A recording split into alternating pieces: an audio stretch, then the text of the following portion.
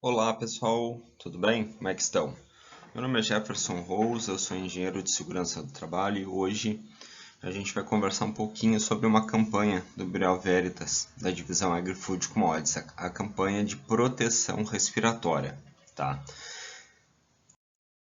Sempre que a gente fala em proteção respiratória, em riscos respiratórios, a gente elenca com perigos e riscos oriundos a agentes químicos, tá? Então, a gente tem alguns aqui descritos como poeiras, fumos, névoas, neblinas, gases e vapores. Sendo desses, as poeiras presentes em grande parte das nossas operações estão tanto poeira vegetal, poeira de soja, farelo de soja, milho, como poeira mineral também, oriundo de diversos tipos de fertilizantes e gases e vapores, né, que são oriundos tanto dos produtos químicos, agentes químicos que são manuseados e manipulados no laboratório, quanto produtos petroquímicos que são também tanto manuseados em laboratório como em inspeções, em certificações da subdivisão APM. Para entender um pouquinho, né, como que os riscos afetam o nosso sistema respiratório, conversar um pouquinho sobre as vias de absorção. Então, obviamente, a via de absorção principal é a via respiratória.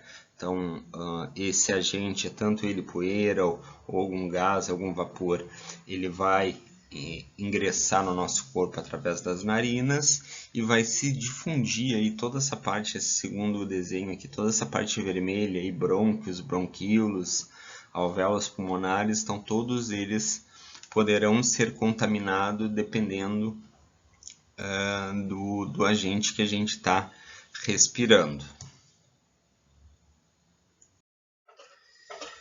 Então, o nosso corpo, né, ele recebe oxigênio e libera o CO2, o gás carbônico.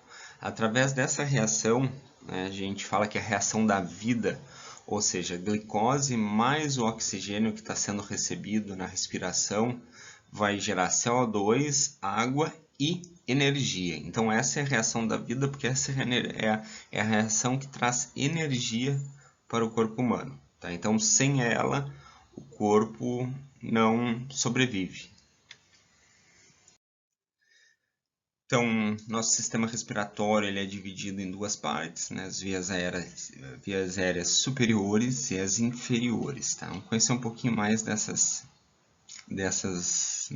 dois. As vias aéreas superiores, então, é formado pelos seios nasais, pelas conchas nasais, pela faringe, laringe e traqueia. As vias aéreas inferiores, então, é a continuação ali da traqueia, que começa os brônquios, os bronquíolos, e na ponta dos bronquíolos, aqui bem à direita, vocês podem ver os alvéolos.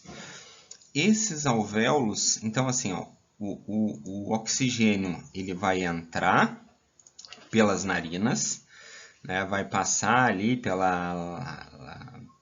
pelas conchas nasais, por todo o tubo respiratório ali, traqueia, laringe, enfim, e vai chegar nos brônquios. Aqui nos brônquios o oxigênio vai para os bronquíolos e chega nos alvéolos. É aqui nos alvéolos que existe a troca gasosa, ou seja, aqui tem um oxigênio empobrecido, aqui tem sangue empobrecido em oxigênio. Então, os alvéolos, que são a parte do nosso corpo responsável por fazer essa troca gasosa e colocar esse oxigênio no nosso sangue, tá? De todo esse sistema, né, o que a gente tem de mecanismo de defesa são os pelos nasais, né, os pelos nasais e as conchas nasais, né, que elas são umedecidas. Então, os pelos nasais vão fazer a primeira filtragem ali como mecanismo de defesa, chegando aqui nas conchas nasais, devido principalmente à umidade dela, ela vai reter muita poeira para evitar o que, pessoal? Que chegue lá nos alvéolos, né? Então, o sistema de proteção para conseguir reter na parte, né, superior, né, no sistema respiratório superior, reter isso, né, para que esses contaminantes não cheguem aos pulmões, aos brônquios, aos alvéolos. Entretanto, pessoal, esse sistema ele não é eficiente dependendo do tipo de agente, né? E mesmo que seja eficiente para alguns casos, como muitas poeiras, dependendo do diâmetro, o nosso corpo ele vai reagir de uma certa maneira, tá? Por exemplo, aqui, dependendo da quantidade de poeira exposta, né, ou qual poeira, né, de que origem, a gente pode ter faringite, sinusite, laringite ou renites, úlceras, né, que são inflamações dos seios e conchas nasais. Então, isso é tudo devido ao nosso mecanismo de defesa. Então, a gente respira alguma poeira, né, em grandes concentrações, e o nosso organismo vai fazer com que essa poeira tem que ser barrada, né, nas vias aéreas superiores e, obviamente, dependendo da concentração, isso pode gerar algum dano à nossa saúde. Tá? Já nas vias aéreas inferiores, então, poeiras muito finas, dependendo da poeira, principalmente algumas poeiras minerais que são muito finas no nosso corpo, as vias aéreas superiores, ela não consegue ali fazer, né, barrar toda a poeira. Gases, vapores também muitas vezes não são barrados ali no sistema de proteção do nosso corpo. E aí o que acontece? Aí acaba chegando nos brônquios, nos alvéolos, a bronquite, mas a bronquite é um estreitamento, uma inflamação que leva a um estreitamento dos brônquios, né? Que acaba trazendo aí dificuldade para respirar. A gente tem pneumoconioses, efezemas pulmonares, tumores. O efizema pulmonar, pessoal, é quando esse agente químico ele chega até o alvéolo e danifica o alvéolo. Lembrem que o alvéolo é a menor parte do pulmão que ela é responsável por fazer a troca gasosa, né? De pegar o oxigênio, fazer a reação e fazer com que esse oxigênio entre na nossa corrente sanguínea. Tá? Então, quando a gente tem um alvéolo danificado, né, que o termo é que eles colapsam, esse alvéolo ele não tem mais a capacidade de receber esse oxigênio que está no ar ali nos pulmões, tá? Ele não consegue receber e fazer essa troca gasosa. Não existe a reação ali de estar entrando oxigênio e saindo CO2, porque aquele alvéolo, vamos dizer assim, entre aspas, ele não está funcionando mais. Tá? Detalhe importante, pessoal, na medicina hoje, né, ela não existe nenhum tratamento para recuperar um alvéolo, ou seja, um alvéolo danificado, um alvéolo que colapsou, ele nunca mais vai poder voltar, né, a fazer essa troca gasosa. Então, por exemplo, se 10% dos alvéolos pulmonares forem danificados, a pessoa vai ter que conviver o resto da sua vida, né, com menos 10% ali na sua capacidade respiratória, porque os alvéolos eles realmente não se regeneram. E outra coisa, principalmente essa questão dos alvéolos e outras, né, pode vir a gerar um tumor pulmonar. Medida de controle, então, como eu falei, o simples fato das nossas medidas de proteção respiratória natural, né, os nossos pelos nasais, conchas nasais, ela não é suficiente. A gente não pode expor ela a grandes concentrações de risco, tanto de poeira como vapores, enfim. Então, pessoal, a forma adequada é o uso, principalmente para o pessoal do laboratório, o uso de EPC, em conjunto com o EPI, com a máscara, e vocês operacionais, né, é o uso da máscara. Então, pessoal, isso é imprescindível para a gente proteger o nosso sistema respiratório, tanto superior quanto inferior. Conforme eu falei, muitas doenças aí envolvendo efizema, elas não são retroativas, elas não têm cura. Depois de perder a capacidade pulmonar, vai ficar com aquela perda para o resto da vida ou até acarretar num problema ainda maior, né? Então, utilizar máscara sempre que estiver exposto ao risco. O pessoal do laboratório, além da máscara, utilizar sempre a capela de fluxo aí quando for mexer em algum agente muito volátil ou manipular um ácido, éter de petróleo, enfim. Sempre está utilizando a capela para não estar se expondo e não expor os demais colegas que estão no mesmo ambiente de trabalho. Então a gente tem principalmente dois tipos, né? Primeiro é a máscara peça facial filtrante, que é essa da esquerda, né? A azulzinha.